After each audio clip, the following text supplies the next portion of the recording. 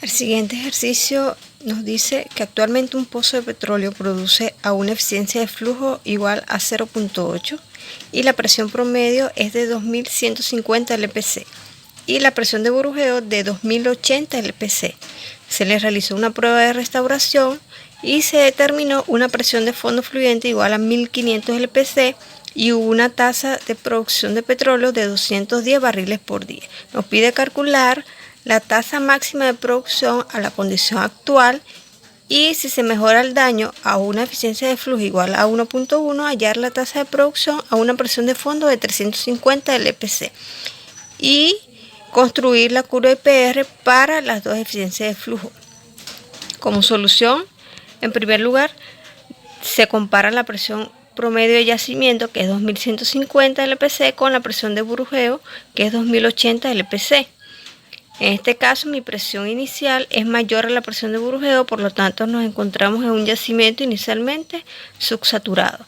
Luego, vemos los datos que lo arroja el ejercicio para saber el método a aplicar. En este caso, al hablarnos de eficiencia de flujo distinto de 1 y un punto de prueba de presión de fondo fluyente y tasa, se trabaja por el método de standing.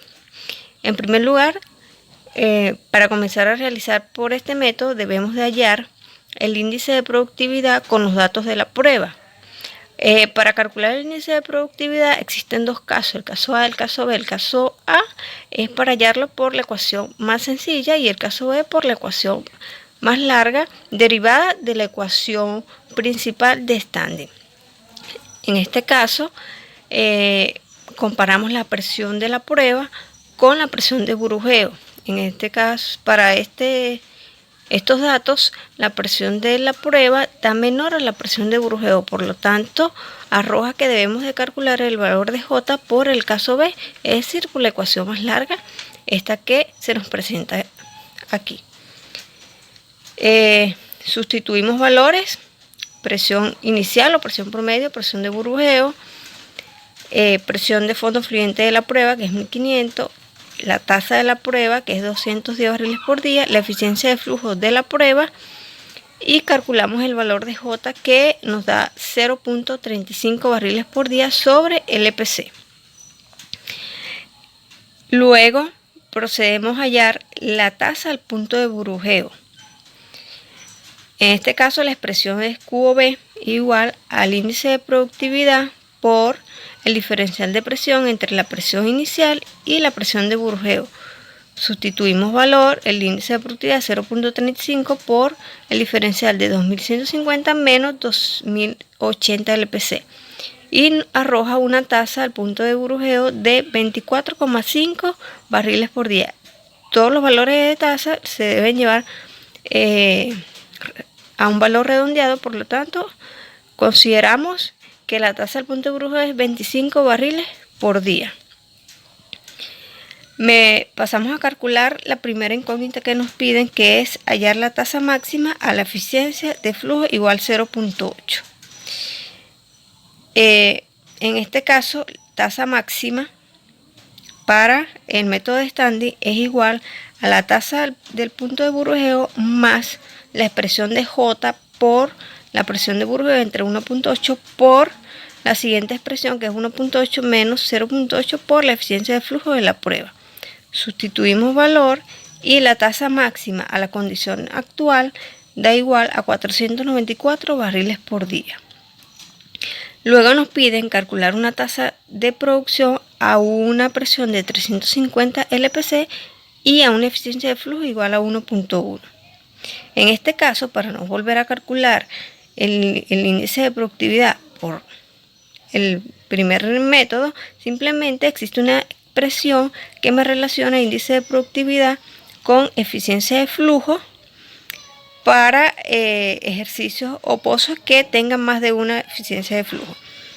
En este caso, la expresión viene dada por J1 entre eficiencia de flujo 1, que corresponde a los valores de la prueba.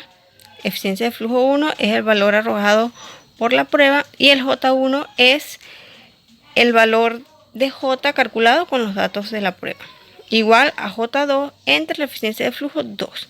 En este caso necesitamos calcular el J2, lo despejamos, nos queda la siguiente expresión y nos da un valor de 0.48 barriles por día sobre LPC. Utilizamos la ecuación general de Standing para yacimiento subsaturado, en este caso flujo bifásico, debido a que la presión que nos están dando de 350 barriles por día, 350 LPC es menor a la presión de burujeo. Sustituimos valor, en este caso un J2, la presión de fondo fluyente de 350 LPC y la eficiencia de flujo 2, que es 1.1. Nos da una tasa de 526 barriles por día.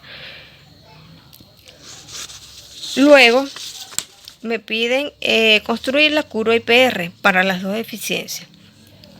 Hacemos una tabla para la eficiencia de 0.8 y asumimos valores de presión de fondo fluyente. Sin embargo, el valor inicial, que es la presión promedio de yacimiento, es obligatorio y la tasa máxima a la presión de fondo fluyente igual a 0.